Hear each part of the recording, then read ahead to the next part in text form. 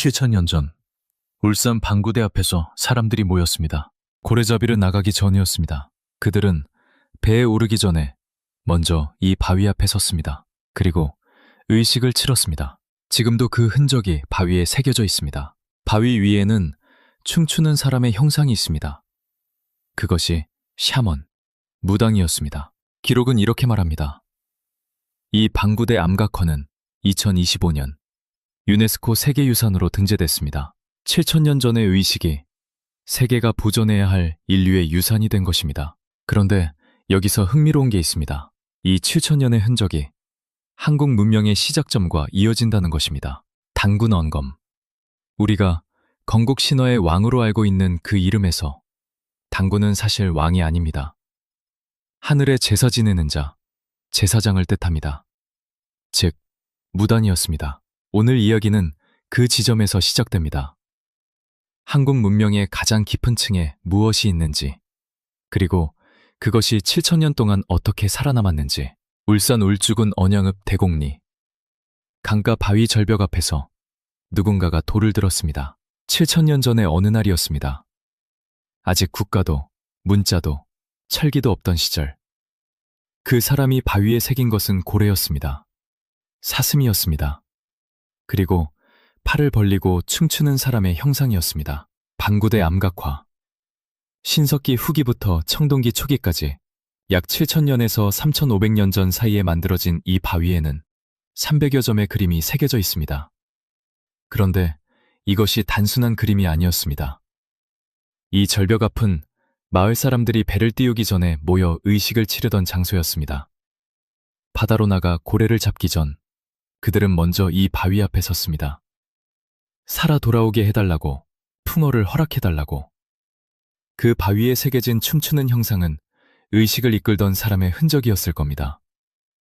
2025년 7월, 유네스코는 방구대 암각화를 세계유산으로 등재했습니다. 세계가 이 바위의 의미를 인정한 것입니다. 그러나 7천년 전 그 사람들이 이곳에서 무엇을 했는지는 이미 오래전부터 우리 안에 남아 있었습니다. 시간이 흘러 청동기 시대가 되었습니다. 사회는 달라졌지만 구조는 달라지지 않았습니다. 마을이 커지고 족장이 생겨났습니다. 그런데 이 시대의 족장은 단지 무력을 가진 자가 아니었습니다. 그는 하늘과 사람 사이를 잇는 자였습니다. 정치 권력과 신앙 권위를 동시에 쥔 존재, 왕이자 제사장이었습니다. 그런데 여기서 흥미로운 게 있습니다. 우리가 한국의 건국 신화에서 가장 먼저 배우는 이름이 있습니다. 단군 왕검. 한국 최초의 국가 고조선을 세운 인물로 알려진 그 이름입니다. 우리는 이 이름을 나라를 세운 왕으로 기억합니다. 그러나 이 이름을 한 글자씩 풀어보면 전혀 다른 이야기가 나옵니다. 왕검은 맞습니다. 왕입니다. 그런데 단군은 무엇을 뜻할까요? 단군. 하늘의 제사를 지내는 자, 제단을 주관하는 자. 다시 말해 제사장입니다. 지금의 언어로 옮기면 무단입니다.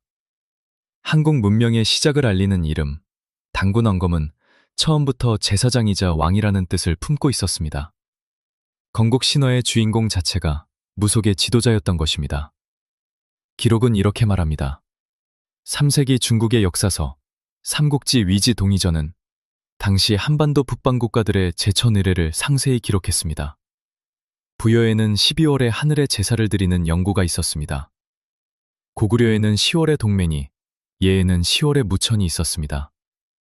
나라가 세워진 뒤에도 제천 의례는 국가의 공식 행사로 이어지고 있었습니다. 그런데 이 신앙은 나라가 세워진 뒤에도 사라지지 않았습니다. 오히려 더 깊이 뿌리를 내렸습니다. 그런데 국가가 세워지고 권력이 조직화되면 신앙도 함께 정리됩니다. 어떤 신앙은 공식 종교로 채택되고 어떤 신앙은 지워야 할 것으로 분류됩니다. 고려 후기, 원나라에서 성리학이 들어왔습니다. 성리학은 하늘과 땅의 질서를 합리적 예로 설명하는 사상이었습니다. 그 질서 안에서 무당이 굿을 버리고 신과 직접 대화를 나누는 행위는 설명하기 불편한 것이었습니다. 조선이 세워지면서 이 불편함은 제도가 되었습니다. 성리학이 지배 이데올로기로 자리 잡은 조선에서 무속은 공식적으로 미신으로 분류되었습니다. 무당은 천민으로 분류되었습니다. 세종시대에는 한 걸음 더 나아갔습니다. 무당의 도성 출입이 금지되었습니다. 한양의 성문 안으로는 들어올 수 없었습니다. 공간에서 밀어낸 것입니다. 기록은 이렇게 말합니다. 탄압이 거듭될수록 무속은 더 깊이 민간으로 스며들었습니다. 특히 여성들의 일상 안으로. 조선 사대부들이 공식 문서에서 무당을 지우는 동안 부엌과 마루, 그리고 뒷곡에서 치성은 계속 이어졌습니다. 국가는 신분을 박탈할 수 있었지만 고통을 없애줄 수는 없었습니다. 그런데 여기서 흥미로운 게 있습니다. 일제강점기, 탄압의 성격이 달라졌습니다. 조선의 탄압이 무속을 신분 아래로 눌러두는 방식이었다면 일제는 그것을 학문으로 분류하면서 동시에 제거하려 했습니다. 무속이라는 학술 용어 자체가 이 시기에 만들어졌습니다. 분류하고 이름 붙이고 그리고 미신으로 공식 규정했습니다. 의례는 허가 없이 금지되었습니다. 그리고 1970년대 마지막 대규모 탄압이 왔습니다. 새마을운동의 물결 속에 미신타파 운동이 전국을 휩쓸었습니다. 신당이 강제 철거되었고 무당들은 다시 박해를 받았습니다.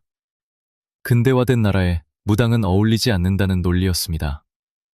네 번의 탄압, 고려, 조선, 일제, 그리고 근현대. 그러나 이 신앙은 죽지 않았습니다. 살아남은 이유는 단 하나였습니다. 현세구복. 내세의 구원이 아니라 지금 이 순간의 고통을 해소하는 것. 자식이 병들었을 때, 가난이 끝나지 않을 때, 억울함을 호소할 곳이 없을 때. 불교도, 유교도, 어떤 체제도 그 자리를 대신할 수 없었습니다. 탄압이 없어진 현대에 이 신앙은 어떻게 됐을까요? 죽었을까요? 아니면 한국의 무당은 하나가 아닙니다. 크게 두 갈래로 나뉩니다. 한강 이남과 동해안 지역에는 세습무가 있습니다. 부모나 스승으로부터 의례와 음악, 춤을 배워 대를 이어가는 방식입니다. 기술이 전수되고 준비된 사람이 그 자리를 물려받습니다. 신을 부르는 방법을 익히고 구세 절차를 익히고 그렇게 무당이 됩니다. 그런데 한강 이북, 경기와 황해, 캬만과 함경 지역에는 전혀 다른 방식이 있었습니다. 강신무입니다. 이 지역에서는 사람이 무당을 선택하는 것이 아닙니다. 신이 사람을 선택합니다. 당사자의 의지와는 무관하게. 그리고 여기서 흥미로운 게 있습니다. 신이 선택한 자를 신은 먼저 아프게 만든다는 것입니다. 어느 날 갑자기 이유도 모르게 밥을 먹지 못하게 됩니다. 냉수만 간신히 넘어갑니다. 밤이 되어도 잠이 오지 않습니다. 허공에서 소리가 들려오고 보이지 않는 무언가가 보이기 시작합니다. 온몸이 뒤틀리고 살이 빠지고 몸이 점점 마릅니다. 이것을 신병이라 불렀습니다. 신이 내린 병입니다. 기록은 이렇게 말합니다. 1930년대에 채록된 자료에는 이런 증언이 남아 있습니다. 밖으로 뛰쳐나가 춤추다 망화경에 빠진다. 망화경이란 자신을 잃어버리는 경지입니다. 의지와 무관하게 몸이 움직이고 입에서 신탁이 흘러나옵니다. 주변 사람들은 그것을 보며 이 사람이 신의 부름을 받았다는 것을 알았습니다. 이 고통에서 벗어나는 방법은 단 하나입니다. 내림굿입니다. 굿을 통해 신내림을 받으면 증상이 사라집니다. 몸이 회복됩니다. 그러나 대가가 있습니다. 원하든 원하지 않든 그날부터 평생 무당으로 살아야 합니다. 신이 선택한 이상 되돌아갈 수는 없습니다. 이 패턴은 한국만의 것이 아닙니다. 샤먼이라는 단어 자체가 그 흔적을 담고 있습니다. 어원은 퉁구스어 사만, 시베리아 알타이 계통의 언어입니다. 수천 년 전 이 신앙은 시베리아 북방에서 시작되어 만주, 여진, 몽골 문화권을 거쳐 한반도까지 흘러내려왔습니다. 그리고 시베리아 샤머니즘에서도 정확히 같은 패턴이 발견됩니다. 샤먼은 스스로 선택하지 않습니다. 신이 먼저 찾아오고 고통을 먼저 줍니다. 한국의 강신무는 이 오랜 패턴의 동아시아 계승형입니다. 알타이의 초원에서 시작된 신앙의 감각이 수천 킬로미터의 거리와 수천 년의 시간을 건너 이 땅에 뿌리를 내린 것입니다. 그 신앙이 의례로 표현되는 것이 굿입니다. 신과 귀신과 조상에게 드리는 의례입니다. 무악이 울리고 춤이 시작되고 노래와 신탁이 이어집니다. 행운을 비는 제수굿, 병을 낫게 해달라는 치병굿, 죽은 자의 넋을 달래는 진호기굿까지 지역에 따라 200가지가 넘는 변형이 21세기에도 지속되고 있습니다. 그 가운데 강릉단오굿은 2005년 유네스코 인류무형문화유산으로 등재되었습니다. 세계가 이 의례의 가치를 인정한 것입니다. 그리고 2024년 이 모든 것이 예상치 못한 방향으로 전개됩니다. 2000년대 초 한국에서 무업에 종사하는 사람은 약 20만 명이었습니다. 그런데 2024년 무속 관련 종사자 수는 수십만 명에 이른다는 추산이 나오고 있습니다. 업계 일부에서는 80만 명을 언급하기도 합니다. 정확한 통계는 없지만 분명한 것은 신당의 수가 늘었고 무당을 찾는 사람들이 줄지 않고 있다는 점입니다. 왜 늘어났을까요? 경제적 불안, 취업과 관계의 스트레스. 사람들은 더 즉각적인 해답을 원했습니다. 내세의 구원이나 먼 미래의 약속이 아니었습니다. 지금 이 순간 내 앞에 놓인 문제. 그 현실적인 두려움 앞에서 사람들은 다시 무속의 문을 두드렸습니다. 사주와 타로의 열풍도 그 연장선이었습니다. 형식은 세련되게 바뀌었지만 그 심리의 뿌리는 수천 년 전과 다르지 않았습니다. 불안한 인간이 무언가에 기대는 방식은 시대가 바뀌어도 크게 달라지지 않았습니다. 그리고 2025년 7월 12일 하나의 소식이 전해졌습니다.